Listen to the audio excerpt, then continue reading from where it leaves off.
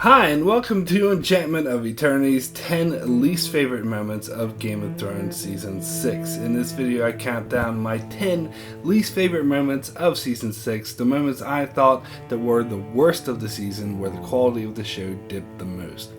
So I have to give a spoiler warning for Game of Thrones up to the end of Season 6. If you haven't seen all of Season 6, you may not want to watch this video, otherwise some things may be spoiled for you. So, let me jump straight into it, starting with my number 10 least favorite moment. Nobody cares about your stupid stories, High Sparrow, from the Book of the Stranger. My father was a cobbler. He died when I was young, and I took over his shop. He was a simple man, and he made simple shoes, but I found that the more work I put into my shoes, the more people wanted them. You know, fine leather, ornamentation, detailing, and time. So this was just one out of many scenes this season that made the King's Landing storyline drag and feel really boring. I suppose the fact that there were so many of these is what made it so boring, as the same feeling and information could have been accomplished in half the time. This scene was particularly bad as the High Sparrow talked about his past as a cobbler, and frankly, this scene should have hit the cutting room floor as it was totally unnecessary and just dragged the entire episode to a snail's pace. Number 9 is Daario and Jorah Whine from Book of the Stranger. I don't think you could ride the dragon. 20 years ago, maybe. What? Our queen. She's wild, you know. Don't let her size fool you. It's hard enough for me, and I'm a young man. You. I don't think your heart could take it.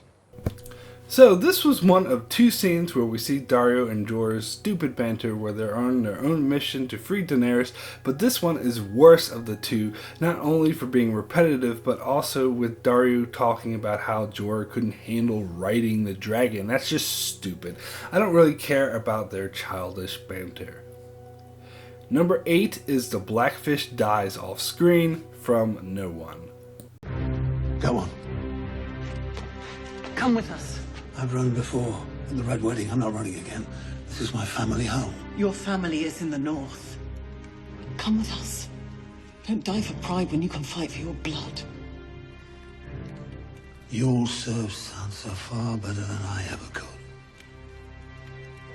So at this stage, the Blackfish lost his castle, he lost everything, and Brienne offers him the chance to fight for something. Fight for his niece and his sister's name and the Stark name, but instead he chooses to go fight and die for absolutely no good reason, and the showrunners don't even have the decency to actually show this on screen. The whole thing reeks of plot convenience. The showrunners simply didn't want Blackfish on the show anymore, so instead of him being in character and going to the north to help Sansa, which would have made a lot more sense, they simply killed him off screen. How lazy.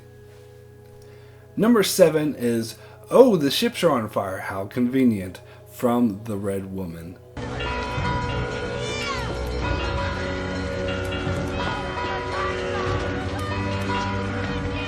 Well, she won't be sailing to Westeros anytime soon.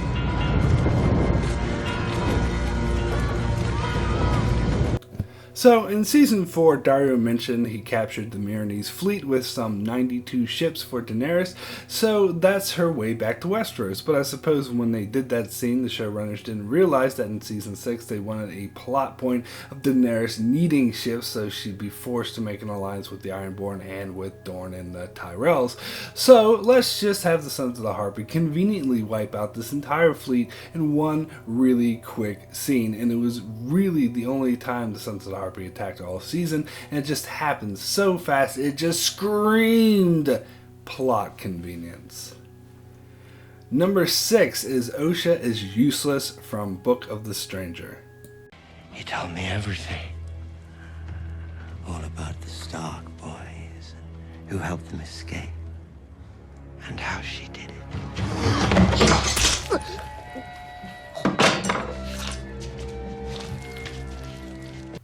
Anyone who remembers the first 3 seasons would remember Osha as a very interesting character. They in fact expanded her character from the books because they thought she played really well in the show. And we haven't seen her since season 3, and she reappears and they just kill her off in the very next scene that she's introduced. So what the fuck was even the point of bringing her back? They could have just killed her off screen. Not that that would have been any better, that still would have sucked, but that's essentially what they did here anyway, so it was just a complete waste of time. Number 5 is Rickon zigged when he should have zagged from Battle of the Bastards.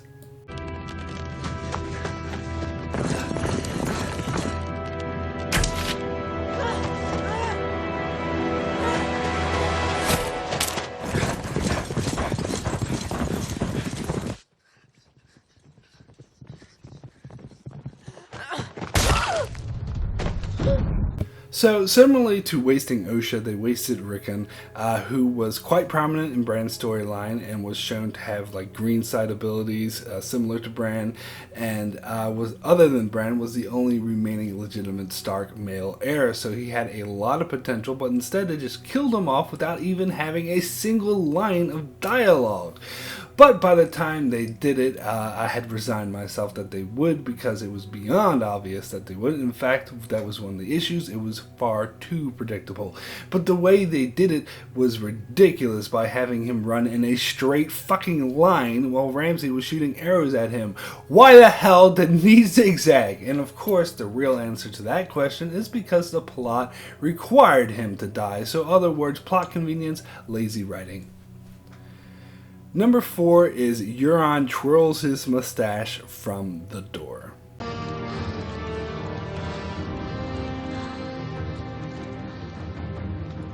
Where are my niece and nephew?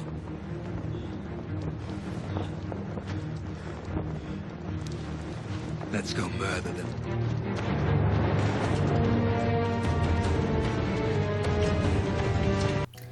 So one of the cheesiest and worst lines from the entire series, right up there with the bad pussy line, is the whole "let's go murder them" line from Euron, who comes off as a two-dimensional cartoon villain. This whole scene was a bit cartoony, as the crowd at the Kingsman were totally behind Yara until Euron shows up, admits to kinslaying, which is a huge no-no in Westeros, even in the Iron Islands, and they immediately switch to him and cheer him on as he professes to murder the person that just 5 minutes ago they were cheering to be their leader.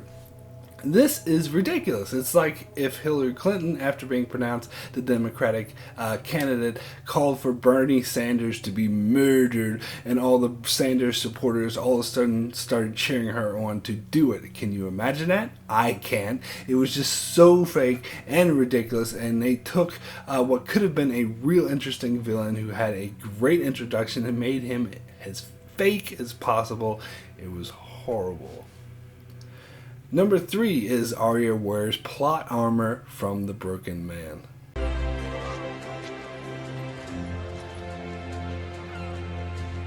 Sweet girl.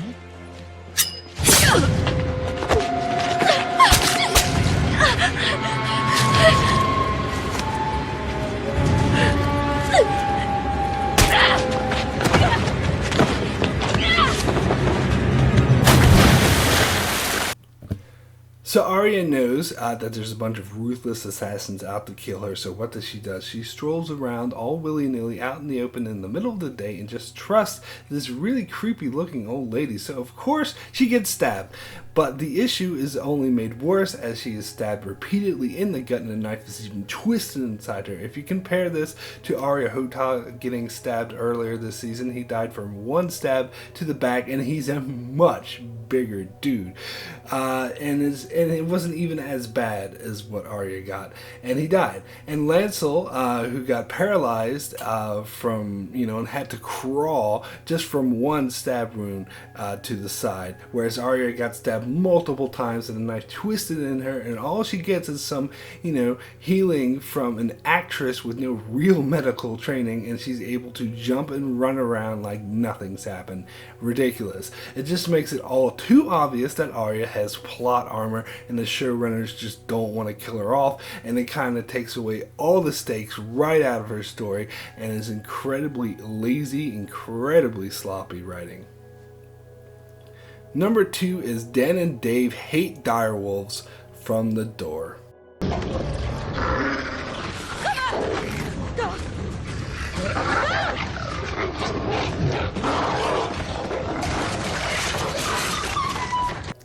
So first they kill off Shaggy Dog off screen and simply showed his severed head, and then for the first time since season 4 we see Summer, Bran's trusted direwolf, who has been there for Bran throughout the years and saved him multiple times, and in the very first scene that we see him, he needlessly just jumps straight into a pack of whites to be killed.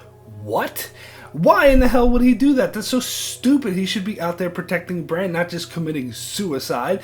This was the laziest writing of them all, as the writers simply, wanted Bran to be alone without protection, and they're too cheap to dish out the money to show the direwolves, so instead they find some quick and easy way to just kill him off right away, regardless of the fact that it makes no freaking sense, and it's just cheap, very lazy writing. And my number 1 least favorite moment in Game of Thrones Season 6 is the Shenanigans in Dorne from the Red Woman.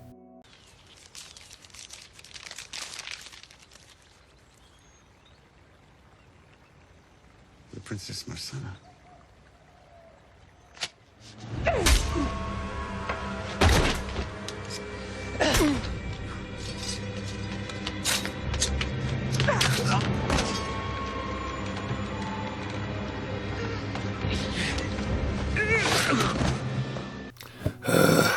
Okay, so this isn't just the worst moment in Season 6, this is by far the worst moment in all of Game of Thrones.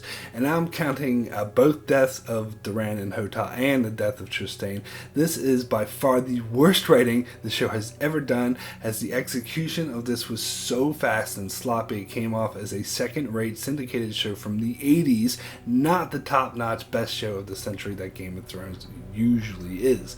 In addition to that, you had great characters like Doran, played by an amazing actor, and a badass like Hotah, both of whom had tons of potential, and then you had these shitty sand snakes that nobody likes, and Arya Sand, whose need for vengeance makes absolutely no sense whatsoever, and they kill off Doran and Hotah and keep Arya and the sand snakes alive. Yeah, that's fucking smart.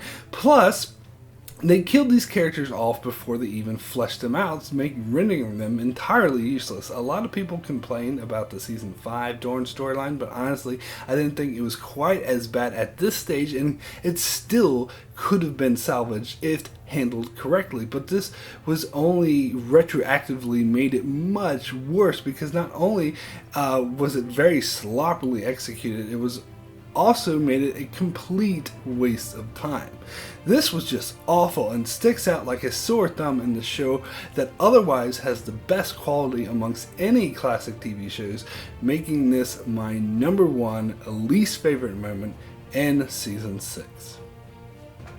So that's it for my 10 least favorite moments of Game of Thrones Season 6. If you want to hear me be more positive about Season 6, check back here next week as I give my top 20 favorite moments of Season 6. Also be sure to check out my channel for many more Game of Thrones videos, as well as many other videos on shows like Star Trek, Mr. Robot, Dark Matter, and more, and be sure to subscribe so you can keep up with all of that. And thanks a lot for watching.